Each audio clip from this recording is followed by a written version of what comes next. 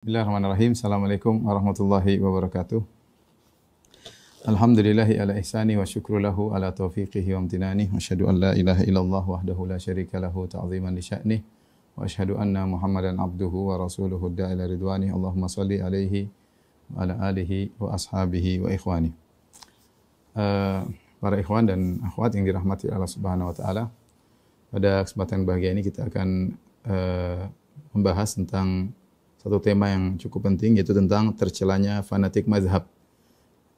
Karena kita lihat di lapangan, ya, terjadi pertikaian terkadang di antara orang yang bermazhab, ya, karena fanatik yang berlebih-lebihan, ya. Dan ini sudah diingatkan oleh banyak para ulama, ya. Sampai ada sebuah buku ditulis oleh seorang ulama di Mekah, ya. Ketika ada seorang dari Jepang bertanya, ada orang Jepang yang masuk Islam. Ketika datang ke markas Islam, kemudian dia ingin masuk Islam, maka timbullah perselisihan di antara dua kelompok kaum muslimin. Yang satu mengatakan, itu teman-teman dari India berkata, kamu harus masuk Islam dengan mazhab Hanafi. Kemudian sebagian kawan-kawan dari Asia mengatakan kamu harus masuk Islam dengan mazhab Syafi'i. Sampai akhirnya orang Jepang yang masuk Islam tadi bingung, ya. Sampai orang Islam tadi orang Jepang masuk Islam tadi bingung. Kalau tidak salah dia tidak jadi masuk Islam karena lihat kebingungan perselisihan yang terjadi di antara kaum muslimin. Padahal kalau masuk Islam tinggal mudah mengucapkan syahadatain. Setelah itu dia belajar, nanti terserah dia mau ikut mazhab yang mana belakangan, ya. Tapi sejak awal kemudian dihadapkan dengan perselisihan antara pengikut mazhab, maka ini adalah cara yang sangat keliru. Kemudian juga kita dapati di sebagian zaman pernah ada sebagian ulama berfatwa seperti ketika terjadi perselisihan yang kuat antara pengikut mazhab Syafi'i dengan pengikut mazhab Hanafi, ya, sampai di antara mereka ada yang berfatwa tidak boleh menikah dengan lelaki dari mazhab yang lain, ya, tidak boleh. Tapi kalau menikah dari wanita dari mazhab yang lain, boleh dikiaskan dengan ahlul kitab. Sampai ada yang berfatwa demikian. Dikiaskan dengan ahlul kitab, ya. Tentu ini adalah perselisihan yang tidak diinginkan oleh Allah Subhanahu wa taala, ya. Wala takunu kal musyrikin, jangan kalian seperti orang-orang musyrikin, ya, yang mereka farraqu dinahum wa kanu syi'an. Mereka telah memecah-mecah agama mereka dan mereka berkelompok-kelompok, ya. Kullu hizbin bima ladaihim farihun, yang masing-masing sombong dan bangga dengan kelompoknya, ya. Oleh karenanya fanatik mazhab yang berlebihan seperti ini tidak diperbolehkan. Kita tahu juga sejarah di Saudi Arabia, di Mekah dahulu sampai ada 4 mihrab, ya. Masing-masing imam, ya, memiliki mihrab sendiri, masing-masing mazhab memiliki mihrab tersendiri. Ini tentunya kurang baik, ya. Alhamdulillah sekarang sudah dihilangkan oleh pemerintah Arab Saudi sehingga kaum muslimin bisa bersatu di bawah seorang imam. Tentu itu lebih maslahat dan lebih baik bagi persatuan. Bahkan dalam sebagian masjid ada 4 mihrab dan masing-masing ada azannya sendiri. Masing-masing ada azannya sendiri. Tentu ini memicu terjadinya pertikaian di antara kaum muslimin. Intinya saya ingin menyampaikan kesimpulan dari akan kita bahas bahwasanya bermadzhab itu boleh, ya. Bermadzhab itu boleh dan para ulama rata-rata bermadzhab secara umum, mereka bermadzhab. Yang tidak diperbolehkan adalah fanatik mazhab. Tidak diperbolehkan adalah fanatik mazhab. Demikian juga di antara bentuk fanatik yang tersebar di tanah air, yaitu pendapat sebagian orang yang mengatakan kalau orang sudah masuk suatu mazhab, dia tidak boleh keluar dari mazhab tersebut dan dia tidak boleh mengambil pendapat di luar mazhab itu. Kalau dia sudah Hambali, ya sudah Hambali, enggak boleh ambil pendapat dari mazhab yang lain. Kalau dia sudah Syafi'i, permasalahan apapun dia tidak boleh mengambil dari mazhab yang lain. Tentu ini juga adalah perkataan yang tidak ada dalilnya, dan secara kenyataan betapa banyak mereka yang menyerukan hal ini akhirnya tidak konsekuen dengan apa yang mereka serukan, ya. Seperti sebagian orang yang mengatakan kita tidak boleh keluar dari mazhab Syafi'i ketika mereka sampai di Mekah dan harus melakukan tawaf. Kita tahu mazhab Syafi'i kalau seorang laki menyentuh wanita, ya, termasuk menyentuh istrinya atau menyentuh wanita yang bukan mahramnya, maka batal batal wudunya. Kalau batal wudunya maka batal tawafnya. Sehingga mereka tidak bisa menjalankan mazhab Syafi'i dalam hal ini. Sehingga akhirnya sebagian mereka sengaja sebelum tawaf mereka berniat untuk merubah mazhab.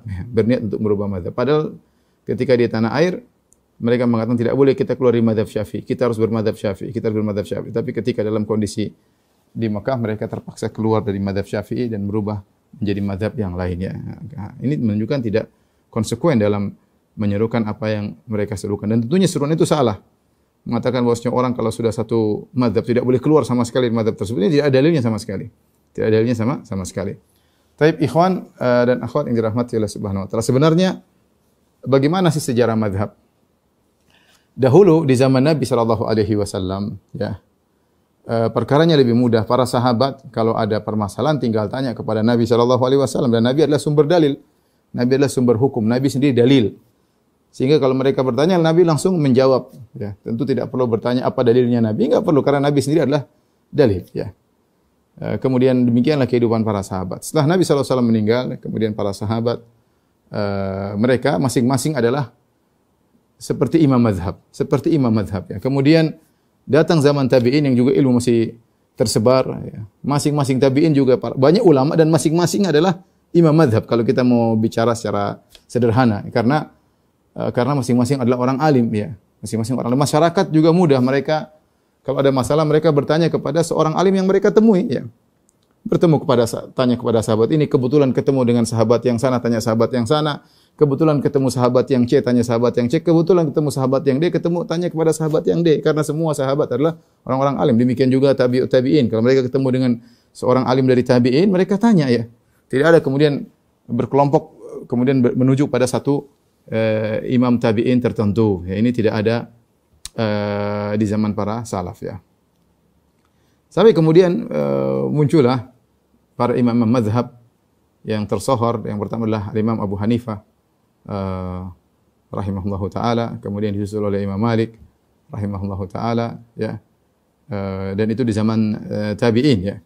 Kemudian selanjutnya adalah Imam Syafi'i rahimahullahu taala, kemudian juga Imam Ahmad bin Hanbal rahimahumullahu jami'an. Inilah 4 imam mazhab yang terkenal. Sungguhnya di zaman mereka ada orang-orang top juga yang ilmu mereka setara dengan imam-imam ini. Seperti Ats-Tsauri, kemudian Al-Auza'i, kemudian Ishaq bin Rahawai ya, dan yang lain-lainnya ya. Yang mereka juga adalah ulama-ulama besar di zamannya ya. Ulama-ulama besar di zamannya. Akan tetapi ulama-ulama yang lain dari selain 4 mazhab ini, murid-murid mereka tidak melanjutkan ilmu mereka. Berbeda dengan 4 mazhab, Imam Abu Hanifah, Imam Malik, Imam Syafi'i, Imam Ahmad, maka mereka memiliki murid-murid yang berjuang untuk memperjuangkan, meneruskan ajaran guru-guru mereka. Maka berkembang, jadilah mazhab-mazhab berdasarkan 4 mazhab tersebut. Dan tidak pernah salah seorang pun dari 4 imam mazhab tersebut mengatakan jadikanlah aku imam mazhab, kita bikin geng mazhab. Ini enggak pernah. Mazhab tersebut terjadi dengan natural ya. Ilmu dikembangkan, kemudian tersebar sehingga kemudian mereka berjalan di atas misalnya ajaran Imam Syafi'i, maka semakin banyak muridnya maka disebut dengan mazhab Syafi'i. Demikian juga Imam Malik. Imam Malik tidak pernah memproklamirkan dirinya sebagai imam mazhab. Tidak pernah. Bahkan Imam Malik yang masyhur mengatakan kullun yu'khadhu min qawlihi wa yurad. Semua orang boleh diambil perkataan yang boleh ditolak illa sahibah hadzal qabr, kecuali Nabi Muhammad sallallahu alaihi wasallam. Beliau yang mengatakan demikian ya. Sehingga beliau melarang untuk bertaklid kepada beliau. Akan tapi dengan berjalannya waktu, murid-muridnya mengembangkan ilmunya sampai akhirnya muncullah namanya mazhab Maliki. Demikian juga perihal dengan mazhab Abu Hanifah dan juga mazhab Hambali. Maka sejak abad ke-4 mulai marak dengan mazhab ya. Hampir orang-orang pada bermazhab hingga saat ini rata-rata ulama mereka bermazhab ini secara umum. Dan tentunya bermazhab adalah perkara yang baik ya. Kenapa ikhwan dan akhwat yang dirahmati Allah Subhanahu wa taala? Karena ketika seorang belajar mazhab, maka ilmu tersebut terutama ilmu fikih, pembicaraan kita maksudnya adalah masalah fikih ya, bukan masalah akidah atau usuluddin, tapi kita bicara tentang masalah fikih. Ketika kita masuk pada mazhab tertentu, misalnya mazhab Abu Hanifah, maka ilmu tersebut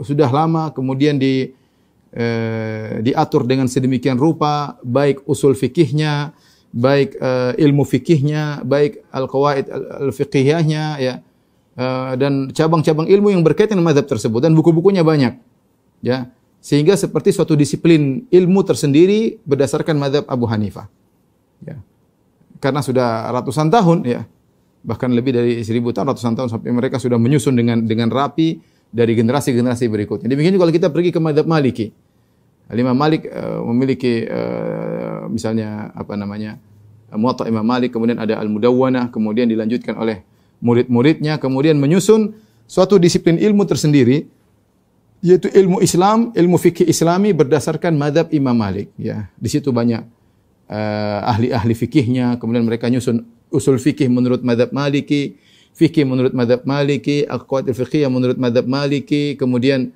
banyak hal, ya, yang berkaitan dengan mazhab Maliki, dan dari generasi ke generasi saling mendukung, menjadi kokohlah ilmu di atas mazhab Maliki. Demikian juga mazhab Syafi'i, apalagi Imam Syafi'i sebagian orang kita jelaskan spektakuler, membuat kitab Ar-Risalah, kemudian kitab kemudian berkembanglah mazhab Syafi'i dari generasi ke generasi, semakin banyak ulamanya yang kemudian mengatur ilmu tersebut dengan sedemikian rapinya, ya, sehingga kalau orang ingin belajar Islam lewat mazhab Syafi'i mudah, bagi dari buku yang paling ringan, yang paling mudah, kemudian semakin berat, semakin kemudian khilaf, bahkan khilaf dalam mazhab sendiri. Ternyata dalam satu mazhab ada beberapa pendapat, mungkin 3 pendapat, 4 pendapat dalam satu mazhab. Demikian juga sama halnya dengan Imam Ahmad. Imam Ahmad maka memiliki murid-murid yang luar biasa yang kemudian mengatur fikih Al-Imam Ahmad bin Hanbal secara rapi, ya. Yang kita maksudkan dengan misalnya suatu mazhab, misalnya saya mengatakan mazhab Syafi'i, bukan berarti semua yang dikerjakan adalah fatwa Imam Syafi'i, tidak. Imam Syafi'i fatwanya terbatas, ya. Ada qaul qadim, ada qaul jadid. Tetapi setelah Imam Syafi'i muncul murid-muridnya yang kemudian mungkin ada permasalahan-permasalahan baru yang Imam Syafi'i tidak pernah mengatakannya, tapi mereka kemudian berfatwa semirip dengan kaidah yang dipasang oleh Imam Syafi'i, ya. Mereka berfatwa berdasarkan konsekuensi usul atau kaidah yang diletakkan Imam Syafi'i, ya. Ketika fatwa tersebut meskipun bukan fatwa Imam Syafi'i langsung rahimahullah taala, tapi sesuai dengan kaidah-kaidah dan usul yang diletakkan Imam Syafi'i, maka dimasukkan dalam mazhab Syafi'i. Makanya terkadang ada khilaf di dalam mazhab tersebut, secara dalam satu mazhab terkadang khilaf, ya. Demikian juga halnya dengan misalnya mazhab Maliki, mazhab Hambali. Tidak semua permasalahan berarti harus ada perkataan Imam Ahmad atau harus ada perkataan Imam Malik. Terkadang bukan perkataan Imam Ahmad atau Imam Malik, tapi perkataan murid-muridnya atau perkataan ulama yang belakangan, yang mereka berfatwa sesuai dengan kaidah usul yang telah diletakkan oleh para imam tersebut. Inilah kelebihan dari 4 mazhab tersebut, ya. Saya sebutkan tadi ada ulama-ulama lain yang tidak berkembang, tidak dilanjutkan ilmu mereka oleh murid-muridnya, seperti saya katakan Ats-Tsauri, Al-Auza'i, kemudian Ishaq bin Rahawai, Abu Thawr dan Zufar dan yang lainnya. Mereka juga sebenarnya punya ilmu yang setara dengan para imam mazhab, ya. Tetapi karena tidak dilanjutkan maka tidak berkembang ilmu-ilmu mereka. Tetapi perkataan-perkataan mereka sering dinukil dalam buku-buku fikih klasik yang menjelaskan khilaf secara panjang lebar. Mereka sering menukil pendapat Ats-Tsauri, pendapat Al-Auza'i, pendapat Ishaq bin Rahawai dan yang lainnya, mereka nukil, ya. Dan sebagian ulama mengatakan kalau kita ingin meneliti pendapat-pendapat dari ulama selain dari 4 mazhab ini, rata-rata tidak semua, tapi rata-rata pendapat-pendapat mereka akan kembali kepada 4 mazhab. Karena dalam satu mazhab saja, satu permasalahan terkadang 3 pendapat dalam satu mazhab. Belum khilaf antara mazhab satu dengan mazhab yang lain. Dalam satu mazhab saja terkadang ada beberapa pendapat, ya. Dan itu berlaku pada semua mazhab, ya. Baik mazhab Abu Hanifah maupun mazhab Malik maupun mazhab Syafi'i, mazhab Hambali. Terkadang satu permasalahan dalam mazhab sendiri ada 3 pendapat, 4 pendapat. Makanya terkadang dikatakan ini qaul yang mu'tamad, ini pendapat yang dipilih.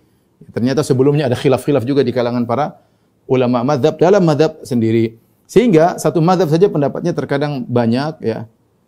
Karenanya dikatakan bahwasanya pendapat ulama-ulama lain seperti Ats-Tsauri atau Al-Auza'i atau Ishaq bin Rahawai dan yang lainnya, rata-rata juga berada di salah satu dari 4 mazhab tersebut. Dari sini kita dapati mayoritas ulama mereka bermazhab. Mayoritas ulama mereka bermazhab ya.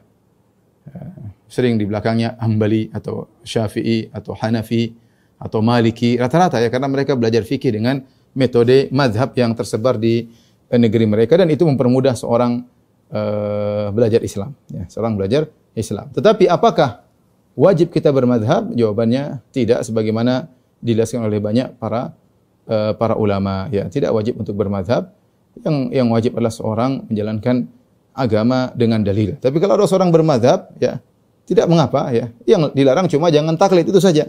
Jangan taklid. Kalau sudah taklid terjadi fanatik, maka rentan terjadi pertikaian ya. Berpegang teguh dengan pendapatnya ya. Kemudian yang tidak sesuai maka ribut.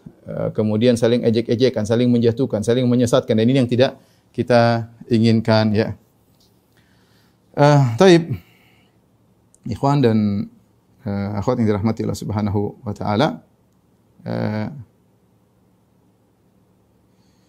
Saya akan bacakan perkataan Al-Imam Syafi'i rahimahullahu taala ya, di mana dilarang untuk bertaklid buta ya. Seorang berusaha belajar agama dengan dalil ya. Belajar agama dengan dalil, kecuali dia orang awam ya, dia tidak mampu untuk menilai suatu dalil, maka dia boleh bertaklid. Tapi kalau dia bisa nilai suatu dalil, maka dia tidak boleh bertaklid. Kata Imam Syafi'i rahimahullahu taala, "Ma min ahadin illa wa tadhhabu alaihi sunnatun Rasulillah wa ta'zubu anhu." Tidak seorang alim pun kecuali ada sunnah Nabi yang luput darinya. Dia tidak menguasai seluruh sunnah-sunnah Nabi sallallahu alaihi wasallam. Ini yang ngomong adalah Imam Syafi'i rahimahullahu taala, padahal dia nasirul hadis, adalah orang yang penolong hadis-hadis Nabi, tentunya menguasai banyak sekali hadis-hadis Nabi. Tapi dia mengatakan, dia mengakui tidak semua orang menguasai seluruh hadis Nabi sallallahu alaihi wasallam. Ya, famahma qultu min qaulin, apapun yang aku ucapkan, au asaltu min aslin, atau satu kaidah aku bikin, fihi an Rasulillah sallallahu alaihi wasallam khilafu ma qultu, ternyata telah datang dari Nabi menyelisih apa yang aku katakan, fal qaul ma qala Rasulullah, maka pendapat yang benar adalah pendapat Rasulullah sallallahu alaihi wasallam. Beliau juga berkata, idza wajadtum sunnatan min Rasulillah khilafa qauli fakhudhu bis sunnah wa da'u qauli fa inni aqulu biha. Kalau kalian dapati ada sunnah dari Rasulullah sallallahu alaihi wasallam menyelisih pendapatku, maka ambillah sunnah dan tinggalkan pendapatku ya. Dan ini masyhur dari, bukan hanya dari Imam Syafi'i, juga dari imam-imam yang lain. Lihat perkataan Al-Muzani, muridnya Imam Syafi'i, murid langsung Imam Syafi'i. Beliau berkata ketika beliau tulis kitab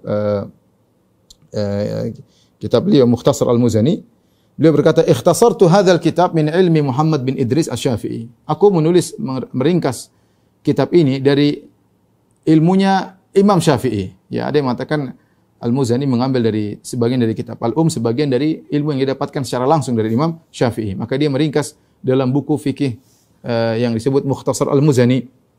Wa min makna qawlihi, ya, dan dari perkataan dari makna pendapat Al-Imam Syafi'i. Li uqarribahu ala man aradahu, agar memudahkan orang yang ingin mengetahui tentang ilmu Al-Imam Syafi'i.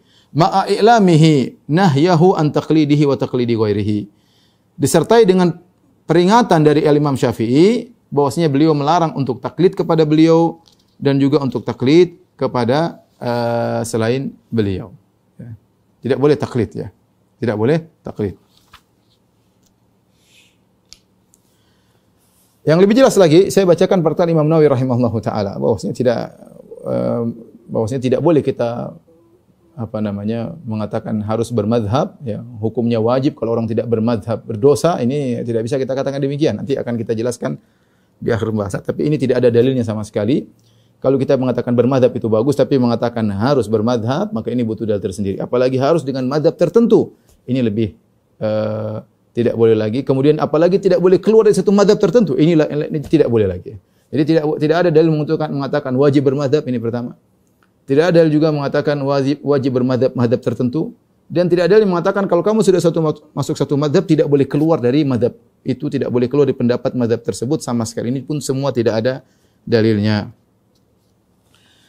Saya bacakan perkataan Imam Nawawi rahimahullahu taala ya.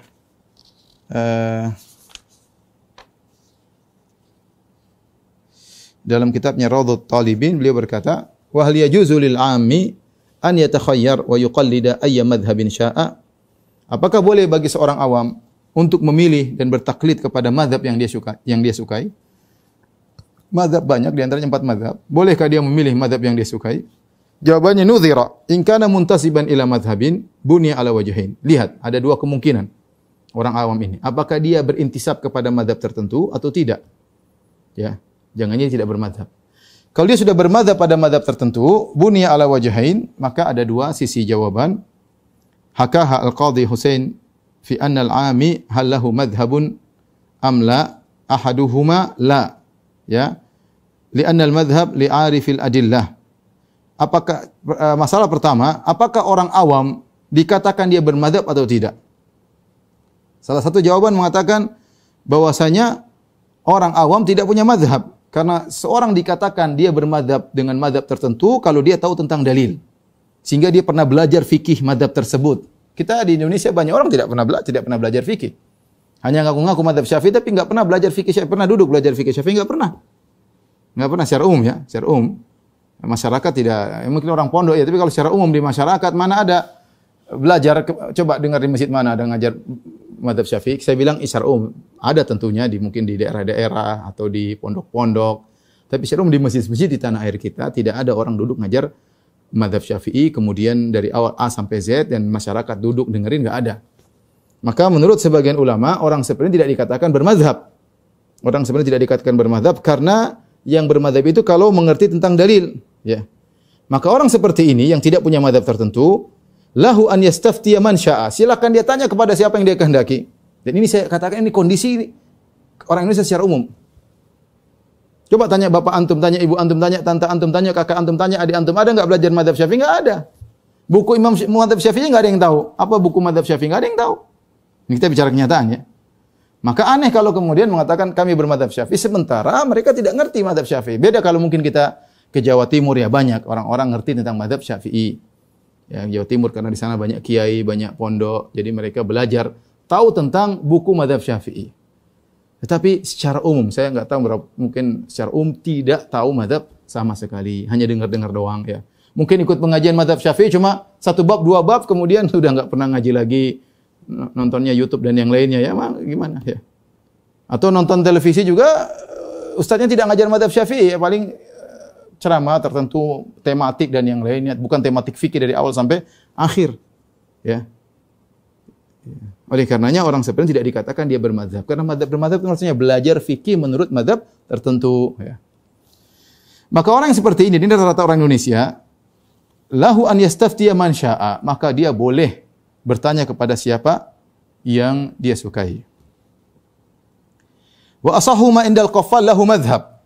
Dan pendapat lain dari ulama Syafi'i, ini dua pendapat. Ada yang mengatakan orang awam tidak punya madhab, ada yang mengatakan orang awam punya madhab. Ya. Fala tajuzu mukhalafatuhu. Kalau dia punya madhab tertentu, maka tidak boleh dia menyelisihi madhabnya, ya. Taib. Ini masalah pertama. Apakah orang awam bermadhab atau tidak? Maka ada 2 pendapat dalam madhab Syafi'i. Ya, kalau saya lebih condong orang awam tidak dikatakan bermadzhab ya, karena dia tidak pernah belajar. Ya. Dia tidak pernah belajar. Tapi pendapat yang kedua dari mazhab Syafi'i, orang awam dikatakan bermadzhab. Ya, mungkin sesuai dengan lingkungannya. Kalau lingkungannya mazhab Syafi'i, maka dikatakan dia bermadzhab Syafi'i. Tapi kemungkinan kedua orang awam tersebut, in lam yakun muntasiban, kalau dia sama sekali tidak bermadzhab. Ya, yang pertama tadi ngaku-ngaku bermadzhab tapi hakikatnya bermadzhab atau tidak ada khilaf. Yang kedua benar-benar tidak bermadzhab. Bunya ala wajhain, maka ada 2 pendapat dari mazhab Syafi'i tentang orang ini. Hakahuma Ibnu Barhan min ashabina fi annal 'ami, yaitu Ibnu Barhan dengan fathah huruf ba. Ibnu Barhan berkata, annal 'ami hal yalzamuhu taqayyud bi madhhab muayyan, apakah orang awam wajib untuk terikat dengan mazhab tertentu? Ada ahaduhuma la. Satu pendapat mengatakan tidak wajib. Fa'ala hadha hal lahu an yuqallida man syaa am yabhath an asaddil madzahib. Kalau dia tidak wajib untuk bermadzhab dengan mazhab tertentu, apakah dia boleh bertaklid dengan siapa yang dia sukai atau dia wajib untuk mencari mazhab yang terbaik? Fayuqallida ahlahu. Kemudian dia mengikuti para ahli mazhab tersebut, ya. Wajhan, 2 pendapat ini. Khilaf lagi. Ini kalau kita mau gambarkan akan bercabang-cabang. Kal bahthi anil a'lam. Ya, seperti mencari orang yang paling pintar untuk dia tanyakan. wa tsani wa bihi qata'a Abul Hasan Ilkiya yalzamuhu. Pendapat kedua mengatakan dia harus bermazhab ya. Jadi ada pendapat lagi ya. Baik. Kemudian Imam Nawawi berkata setelah itu, wa huwa jarin fi kulli man yablughu rutbatal ijtihad min al-fuqaha wa ashabi sa'iril ulum li alla yatalaqqat rukhas al-madhahib bi khilaf al-'asr al-awwal wa lam takun madhahib mudawwanatan fa yatalaqqatu rukhasaha ya. Dan ini berlaku bagi setiap orang, yaitu dia harus berusaha memilih. Kalau orang memiliki kemampuan untuk bersihad ya dari para fuqaha dan juga ilmu-ilmu yang lain ya, maka dia hendak mengikuti orang-orang tersebut yang memiliki rutbatul ijtihad. Jadi orang awam cari orang yang punya ilmu sampai pada derajat ijtihad untuk dia ikuti. Kenapa para ulama menyuruh dia hendaknya mengikuti bertaklid orang yang memiliki ijtihad, kemampuan untuk berijtihad, supaya dia tidak mencari keringanan dari mazhab-mazhab. Maksudnya ya, agar tidak ikut hawa nafsunya. Saya bebas. Mazhab ini bilang boleh. Kalau masalah ini ikut mazhab ini. Pokoknya yang boleh-boleh saya ikuti. Ini enggak boleh seperti itu. Ya. Maka seorang berusaha untuk mencari pendapat yang terbaik ya. Kemudian lanjutkan, fa ala hadza yalzamu an yakhtara madhhaban yuqalliduhu fi kulli syai'in. Maka dengan demikian hendaknya dia mengikuti madhab untuk dia taklidi dalam segala perkara. Wa laysa lahu tamadzub bi mujarrad tasyahi. Maka tidak boleh dia bermadzhab dengan hawa nafsunya. Wala bima wajada alaihi abahu, dan tidak boleh ikut-ikutan dengan bapaknya. Hadza kalamul ashab. Ini perkataan para ulama Syafi'iyah, kata Imam Nawawi. Kemudian Imam Nawawi mengomentari, walladzi yaqtadhihi ad-dalil, perkataan Imam Nawawi, dan yang ditunjukkan oleh dalil, annahu la yalzamuhu tamadzub bi madhhabin. Tidak wajib bagi orang awam untuk bermazhab. Jadi Imam Nawawi tadi menjelaskan tentang pendapat di kalangan ulama Syafi'iyah. Ada yang bilang harus bermadzhab, ada yang tidak harus bermadzhab. Ada yang mengatakan dia boleh bertanya kepada siapa yang dia kehendaki. Ada yang bilang dia tidak boleh bertanya kecuali kepada mazhabnya dan macam-macam.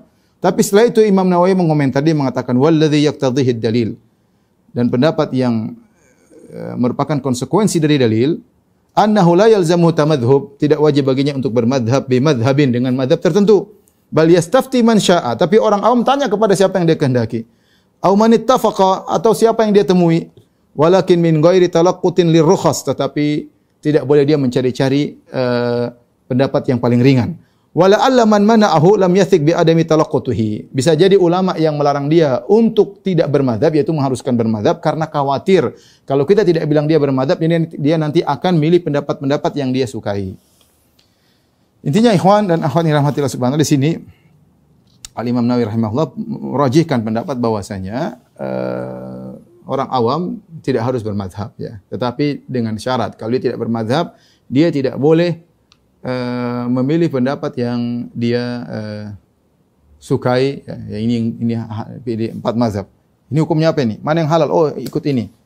Masalah baru lagi, cari mana yang halal. Oh, ikut ini. Ini enggak boleh, namanya dia berfatwa dengan hawa nafsu. Tapi dia berusaha memilih orang yang paling alim atau orang sudah mencapai rutbatul ijtihad, sudah mencapai pada tingkat mujtahid, maka silakan dia bertanya ya. Baik, ikhwan dan akhwat yang dirahmati Allah Subhanahu wa taala. Ini pendapat yang kuat dari Imam Nawawi. Kenapa? Karena tidak ada dalil yang menyuruh kita mengharuskan untuk bermadhab.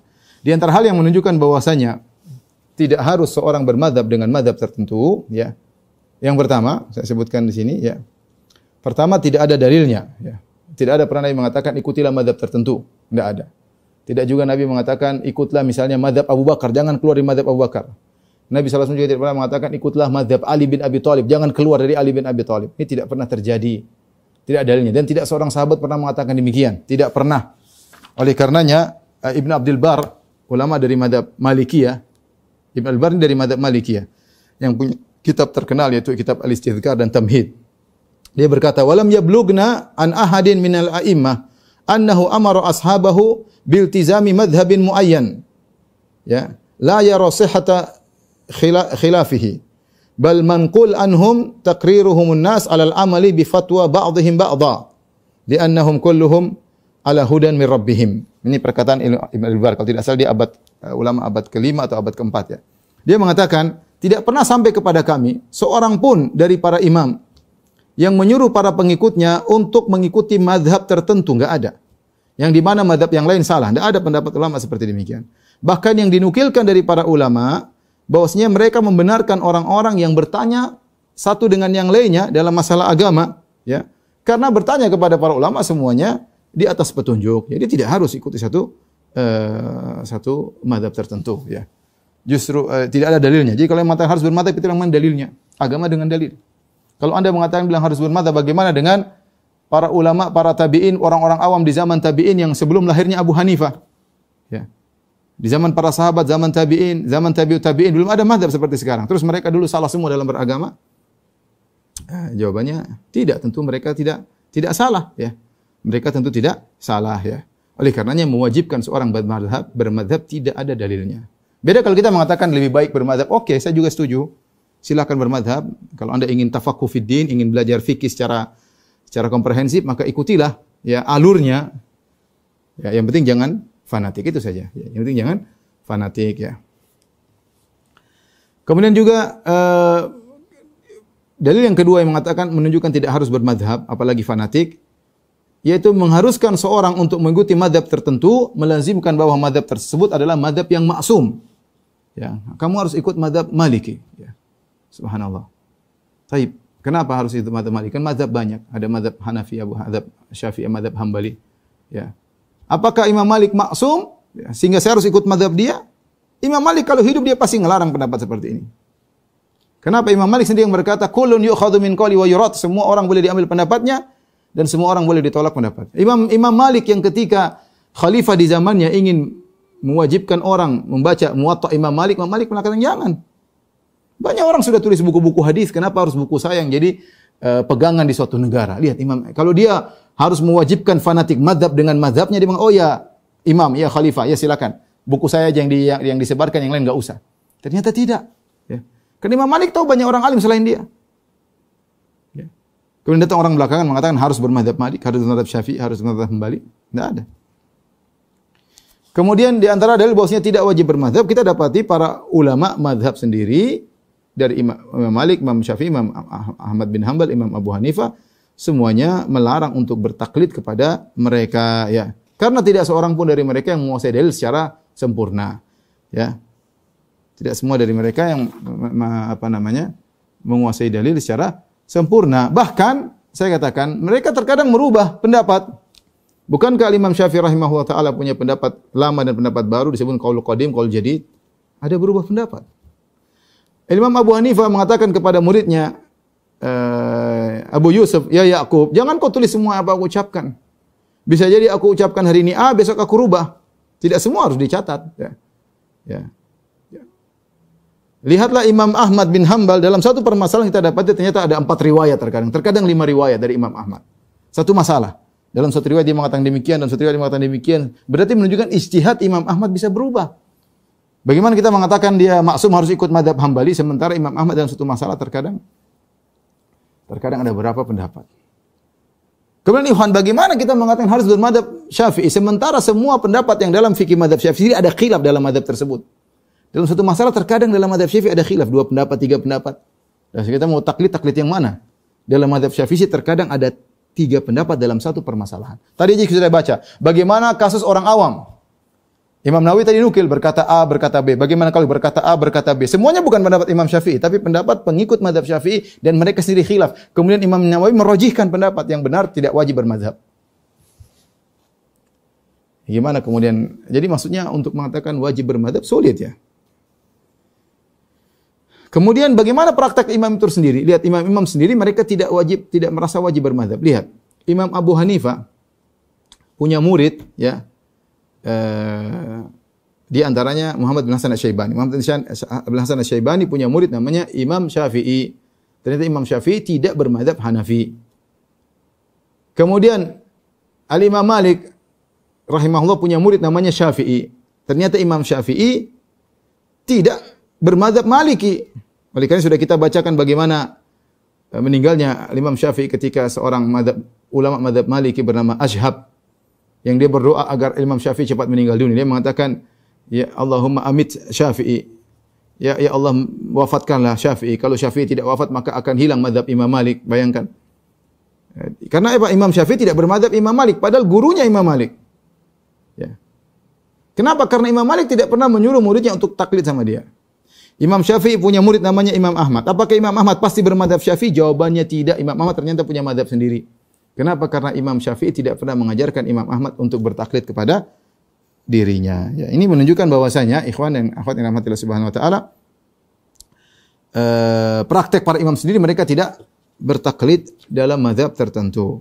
Yang lebih menakjubkan, bahkan bisa jadi mereka merubah mazhab. Dan ini banyak dilakukan oleh para ulama. Ya. Suyuti pernah mengumpulkan para ulama yang merubah mazhabnya. Ya. Di antara yang terkenal adalah misalnya Ibnu Daqiq al-Aid. Ya, Ibnu Daqiq al-Aid dahulu bermadzhab Maliki. Yang dia punya Syarh Umdatul Ahkam. Ya. Ihkamul Ahkam, kalau kita baca buku tersebut, sering dia nukil perkataan pendapat Imam Malik. Karena dia khabir, dia pakar dalam madzhab Maliki. Tapi dia berubah jadi madzhab Syafi'i. Contohnya Abu Ja'far At-Tahawi, ya, yang punya buku, banyak buku hadis. Abu Ja'far At-Tahawi dahulunya bermadzhab Syafi'i, kemudian berubah menjadi madzhab Hanafi. Bukan cuma tidak fanatik madzhab, bahkan keluar dari madzhab, ganti dengan madzhab yang lain, ya. Demikian juga misalnya disebutkan Abdul Karim As-Sam'ani dahulu bermadzhab Hanafi, kemudian menjadi madzhab Syafi'i. Dulu madzhab Hanafi, kemudian menjadi madzhab Syafi'i, ya. Kemudian di antaranya Abu Dzar Al-Harawi, salah seorang perawi dari Sahih Bukhari, dahulu bermadzhab Syafi'i, kemudian berubah menjadi madzhab Maliki. Di antaranya Al-Amidi. Al-Amidi dulu bermadzhab Hambali, kemudian berubah menjadi madzhab Syafi'i. Abdul Qadir Al-Jailani dahulu bermadzhab Syafi'i, kemudian berubah menjadi madzhab Hambali. Ibnu Abidin, sahibul Hasyiyah, ulama besar di madzhab Hanafi. Dahulunya Syafi'i, bermadzhab Syafi'i, kemudian berubah menjadi madzhab Hanafi, ya. Dan demikian maksud saya, banyak para ulama bukan hanya keluar satu jalur perkataan ngambil mazhab yang tidak merubah mazhab, bahkan merubah mazhab mereka, ya. Taib, ikhwan dan akhwat yang rahmatillah subhanahu wa ta'ala, saya nukilkan bagaimana dampak dari fanatik mazhab yang diingatkan oleh Al-Iz bin Abdissalam. Beliau adalah ulama dari mazhab Syafi'i yang disebut dengan Sultan al-Ulama, sultannya para ulama, ya. Orang sangat alim yang wafat pada tahun 660 Hijriah, ya. Beliau menyebutkan, ya, dalam satu pembicaraan, ya, dalam bukunya Qawaidul Ahkam fi Masalihil Anam, beliau berkata, wa minal ajabil ajib, dan perkara yang menakjubkan, ya, terkadang ada para fuqaha yang muqallidin, para fuqaha tapi mereka taklid, tukang taklid, ya. Salah seorang dari mereka tetap bertahan dengan pendapat, ya, pendapatnya, padahal ala dha'fi ma'khadhi imamihi, padahal imam yang dia taklidi tersebut dalilnya lemah. Dan dia tidak mendapati bihaitsu la yajidu li dha'fihi madfa'an, dia tidak mendapati dalil yang menguatkan pendapat imamnya tersebut. Wa huwa ma'a dzalik yuqalliduhu fihi. Meskipun dia tahu dalil imamnya lemah, dia tetap bertahan dengan pendapatnya. Wa yatruku ma syahida man syahida lahu al-kitab was sunnah wal aqisa sahihah li madhhabihi jumudan ala taqlidi imamihi. Sementara ada pendapat yang lain, madhab yang lain yang lebih kuat dalilnya sesuai dengan Alkitab dan Sunnah, sesuai dengan qiyas, ya, tapi dia tetap bertahan karena bersifat jumud, tidak mau meninggalkan madhabnya, ya. Bahkan dia berusaha yatahallalu li daf'i dhawahir al-kitab was sunnah, bahkan dia berusaha menolak Al-Qur'an dan Sunnah demi untuk mempertahankan dalil dari imamnya, ya. Wa yata'awwaluha bi ta'wilatil ba'idatil batilah nidhalan an muqalladihi.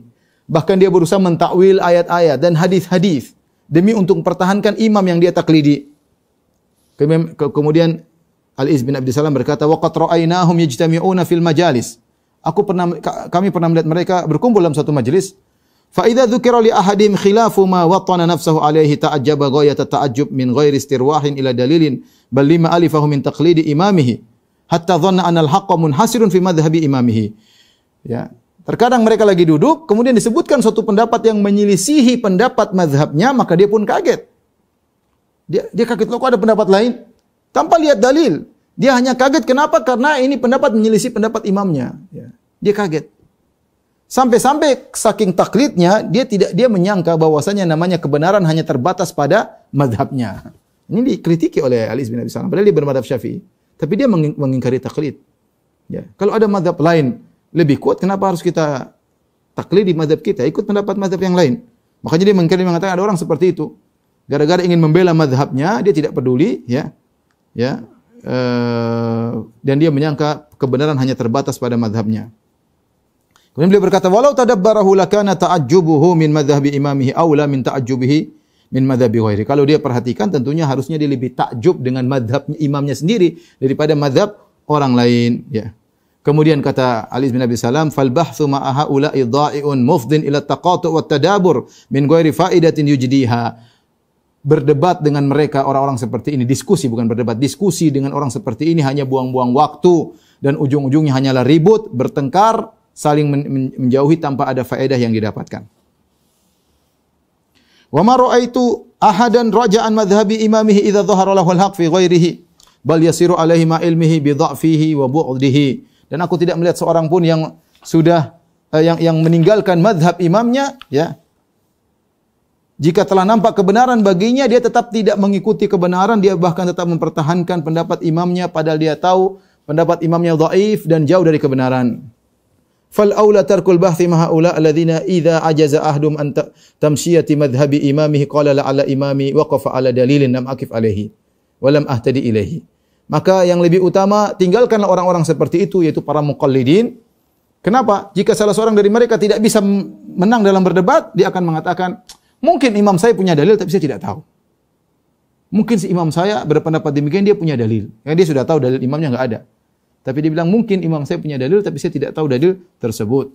Apa kata Ali bin Abi Thalib? Wala ya'lamul miskin anna hadha muqabalun bimithlihi wa yafdhul li khasmihi ma dzakara min ad-dalil wadhih burhanil la'ih. Sama saja kalau kau bilang begitu, lawan debatmu juga akan mengatakan, ya imam saya juga mungkin punya dalil yang saya juga tidak tahu. Lah begitu, buat apa kita diskusi kalau masing-masing bertahan dengan pendapat imamnya dengan berkata mungkin imam saya punya dalil saya tidak tahu. Yang lawannya juga mengatakan demikian, mungkin imam saya punya dalil saya juga tidak tahu. Bahkan lawannya lebih baik karena lawannya punya dalil yang lebih jelas. Ya. Fa subhanallah ma aktsara man a'mat taqlidu basarahu. Maha suci Allah, betapa banyak orang yang taklid membutakan matanya. Hatta hamalahu ala mithli ma dzukir, sampai mereka melakukan apa yang telah kita sebutkan. Kemudian beliau berkata, waffaqana Allah littiba'il haqq aina ma kana wa ala lisani man dhahar wa aina hadha min munadzir salaf musyawaratihim. Semoga Allah memberikan taufik kepada kita untuk mengikuti kebenaran, dari mana datangnya kebenaran tersebut dan melalui lisan siapa kebenaran tersebut muncul. Dan bagaimana ini dibandingkan dengan para salaf dahulu ketika mereka berdebat dan mereka berdiskusi dan mereka saling bermusyawarah fil ahkam. Bagaimana musara'atihim ila tiba'il haq, bagaimana para salaf dahulu kalau sudah jelas kebenaran mereka langsung ikut. Bahkan idza dhahara ala lisanil khasam, meskipun kebenaran tersebut muncul dari lisan lawannya. Wa qad nuqila an Syafi'i, dan dinukilkan dari Imam Syafi'i rahimahullah annahu qala, beliau berkata, "Ma nadhartu ahadan illa qultu." Tidaklah aku bermunadharah, berdebat dengan seorang pun illa qultu, kecuali aku berkata, Allahumma ajril haqqa ala qalbihi wa lisanihi. Ya Allah, jalankan, alirkanlah kebenaran pada hatinya dan pada lisannya. Fa in kana al-haqqu ma'i ittaba'ani. Kalau ternyata aku yang benar, biarkanlah dia ikuti aku. Wa in kana al-haqqu ma'ahu. Kalau ternyata kebenaran bersama orang tersebut, aku akan mengikutinya. Lihatlah bagaimana perkataan yang indah dari Ali bin Abdus Salam yang menerangkan tentang dilarangnya taklid, ya. Taklid. Baik, kita ringkaskan apa yang kita sampaikan. Khana akhwat rahmatillah subhanahu wa taala. Tentang bermazhab, ya.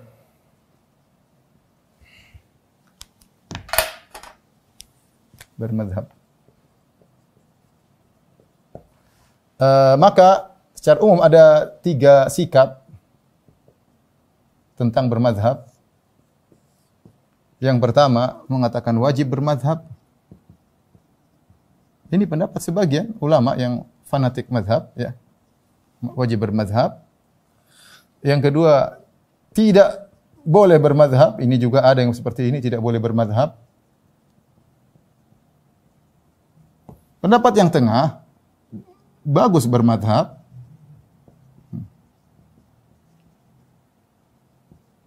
Yang penting tidak taklid. Karena mazhab itu, ya, mazhab itu memudahkan seorang untuk belajar agama, ya. Kalau mengatakan wajib bermadhab, tadi sudah kita bantah ya. Banyak sisi yang menunjukkan tidak benarnya akan hal ini. Ya, banyak sisi yang menunjukkan hal ini tidak benar.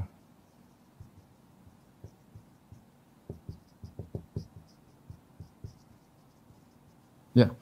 Bahkan Imam Nawawi mengatakan, ya, tadi kita sebutkan tidak benar kenapa? Banyak sekali dalilnya tadi ya. Para imam melarang tidak boleh taklid pada dirinya. Para imam ada yang rubah madhabnya. Di zaman sahabat tabi'in tidak ada yang bermadhab. Madhab bukan terbatas hanya 4 madhab ya, banyak ya. Ya. Mau kita tulis lagi lah biar jelas ya. Banyak sisi ya. Di antaranya tadi apa? Para imam madhab melarang hal tersebut. Ya, melarang taklid kepada mereka.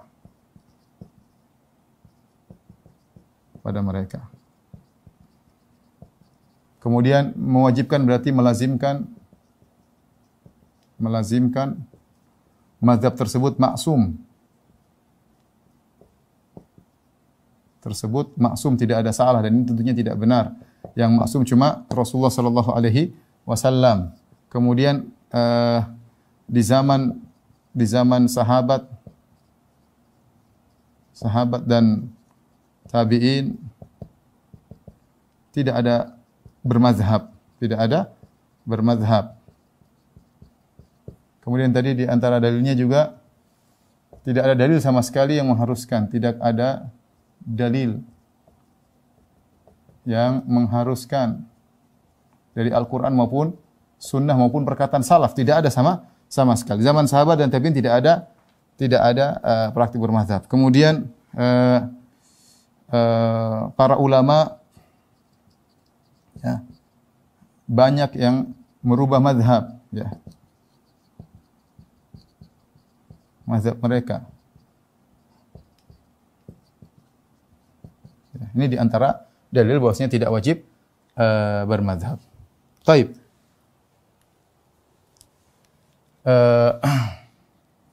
Dan tadi kita katakan Imam Nawawi berpendapat, bahkan menurut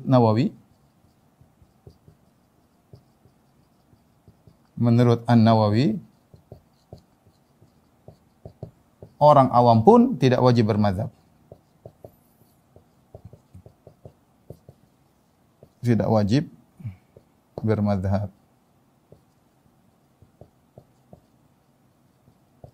Baik, sekarang kita pada pendapat yang kedua yang mengatakan tidak boleh bermazhab. Kenapa mereka mengatakan tidak boleh bermazhab? Mereka mengucapkan hal ini lantaran memandang sisi negatif saja, sisi negatif dari fenomena bermazhab. Fenomena bermazhab ya. Seperti bertikai, saling ejek-ejekan ya. Merendahkan yang lainnya, terjadi pertikaian kemudian tadi sampai satu masjid terkadang 4 mihrab, terkadang 4 azan ya. Kemudian ribut dalam masalah-masalah furu' dan ini akibat bermadzhab. Mereka memandang dari sisi negatif, padahal kalau mereka memandang sisi positif, banyak sisi positif ya. Dan ini membuat mereka akhirnya mengatakan tidak boleh bermadzhab, tidak boleh bermadzhab. Namun ini tidak tepat juga ya. Tidak tepat karena di antaranya banyak para imam atau mayoritas para imam bermadzhab. Banyak yang tidak bermadzhab seperti ahlul hadis, yaitu kita bisa katakan mayoritas ulama bermadzhab. Betapa sering Ibnu Taimiyah mengatakan, Ibnu Taimiyah berkata, qala ashabuna, menurut mazhab kami, menurut ulama mazhab Hambali. Ulama Hambali. Kan Ibnu Taimiyah Hambali. Ibnu Qayyim Hambali, sampai Ibnu Utsaimin juga Hambali. Kalau Syekh bin Baz tidak, beliau tidak bermazhab-mazhab tertentu ya, tapi sepertinya beliau mengikuti mazhab Ahlul Hadis seperti Bukhari, ya. Kebanyakan sebagian ulama hadis mereka di atas mazhab Ahlul Hadis, bukan mazhab fikih tertentu, ya. Tapi intinya mayoritas ulama bermadzhab. Jadi bagaimana kita mau mencela mengatakan tidak boleh bermadzhab sementara ulama dari dulu sampai sekarang bermadzhab. Ulama-ulama sunnah bermadzhab, ya. Baik. Tidak tepat juga jika ya, mengatakan haram bermadzhab, tidak boleh bermadzhab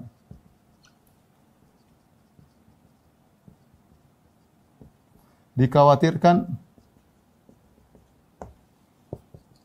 muncul setiap orang, muncul tokoh-tokoh baru, tokoh-tokoh ulama baru yang juga ditaklidi.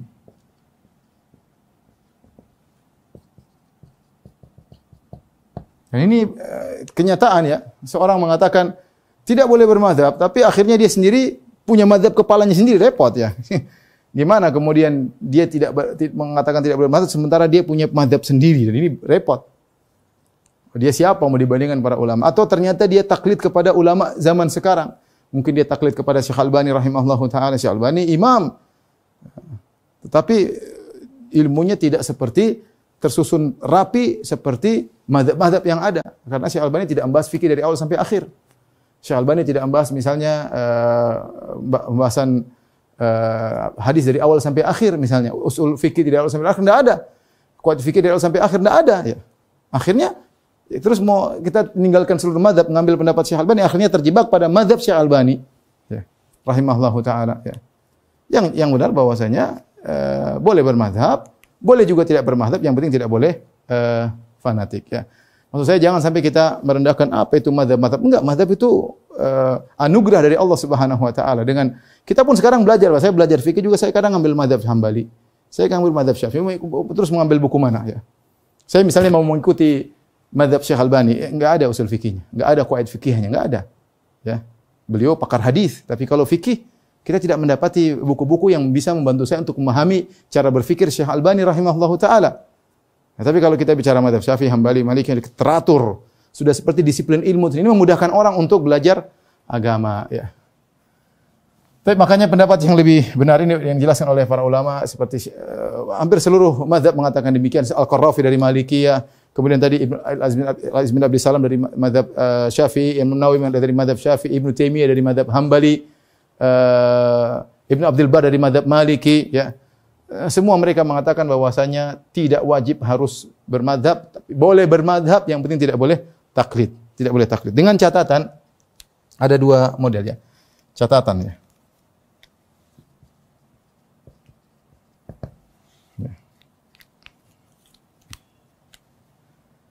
Jika dia ahli ijtihad, jika seorang ahli ijtihad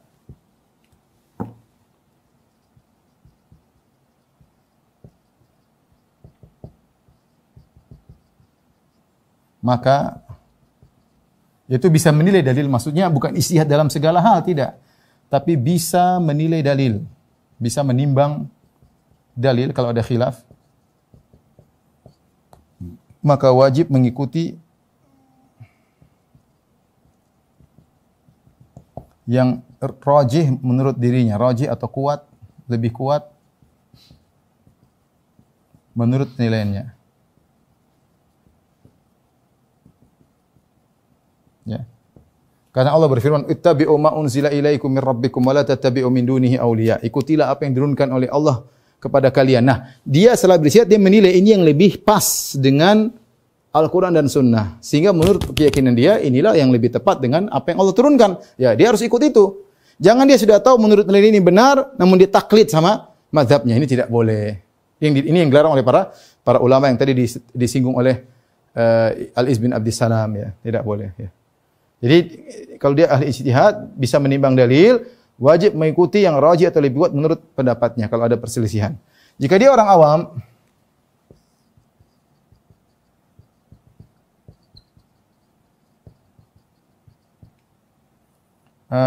wajib bertanya kepada ulama. ulama yang kompeten, intinya gitu. Intinya kompeten ya. Dengan syarat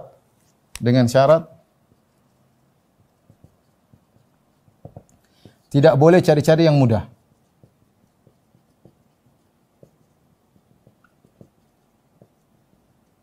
Tidak boleh cari-cari yang mudah. Yang kedua, dia boleh dia menggabungkan dua mazhab dalam satu permasalahan. Namanya disebut dengan mazhab talfiq, yaitu gabungkan dua mazhab dalam fikihnya selama tidak menyelisihi, tidak batal menurut ijma'. Para ulama menyebutkan seperti dalam kutub Syafi'iyah ya, disebutkan tentang seorang yang misalnya dia salat wudunya pakai mazhab Syafi'i. Wudunya pakai mazhab Syafi'i. Mazhab Syafi'i kita gini aja sudah cukup, sah. Tidak harus seperempat kepala, apalagi seluruh kepala. Yang 3 helai rambut saja sudah cukup. Kalau wudu begini sudah cukup ketika berwudu. Menurut mazhab Hanafi tidak boleh. Harus seperempat kepala yang kena usapan. Ya, menurut mazhab ulama yang lain harus seluruh kepala. Intinya ada khilaf. Tapi dia dalam masalah wudu dia pilih mazhab Syafi'i. Kemudian ketika salat dia milih pendapat Imam Syafi'i berpendapat kalau di depan Ka'bah harus menghadap Ka'bah. Menurut mazhab Hambali tidak harus menghadap Ka'bah, yang penting arah jihah. Menurut mazhab Hanafi. Nah, kalau dia ikut salatnya dia ikut mazhab Hanafi, kemudian wudunya ikut mazhab Syafi'i, ini boleh atau tidak? Ulama Syafi'i mengatakan itu boleh. Kalau dia orang awam dia boleh. Atau menurut dia ini lebih rajih boleh. Tidak jadi masalah ya. Kenapa? Karena tidak ijma' bahwasanya salat seperti model ini batal, tidak ijma'. Memang menurut mazhab Syafi'i wudunya menurut mazhab Hanafi wudunya tidak sah. Wudunya doang tapi menurut mazhab menurut mazhab Syafi'i salatnya tidak sah karena tidak menghadap langsung ke zat Ka'bah tapi miring ya. Tetapi mereka tidak ijma' bahwasanya seperti ini, tidak ada ijma' ulama salat seperti model seperti orang ini batal. Karena tidak ada ijma' yang menunjukkan batal, maka dia boleh seperti ini. Selama tadi tidak mencari-cari yang mudah. Contoh dia merangkaikan berbagai macam pendapat dalam rangka cari-cari yang mudah dan sepakat ulama batal, seperti dia menikah dengan cara, ada sebagian ulama mengatakan menikah tidak apa-apa tidak pakai saksi. Ada sebagian ulama mengatakan menikah tidak apa-apa tidak pakai wali. Ada yang mengatakan bahwasanya misalnya di menikah tidak ada yang tidak pakai wali, tidak pakai saksi, akhirnya dia nikah dan itu ijma' ulama kalau ada orang nikah seperti ini tidak sah. Ya, maka seperti itu tidak boleh dia menggabungkan berbagai mazhab yang para ulama ijma' bahwasanya nikah seperti ini tidak sah. Intinya seorang jangan ikut hawa nafsu, dia berusaha memilih pendapat yang menurut dia lebih kuat. Kalau dia tidak bisa menilai, dia boleh taklid kepada orang yang menurut dia alim. Allah alam bisawab. Baik, demikian saja yang saya sampaikan. Insyaallah kita lanjutkan pada kesempatan yang lain. Kurang lebih saya mohon maaf. Wabillahi taufiq wal hidayah. Assalamualaikum warahmatullahi wabarakatuh.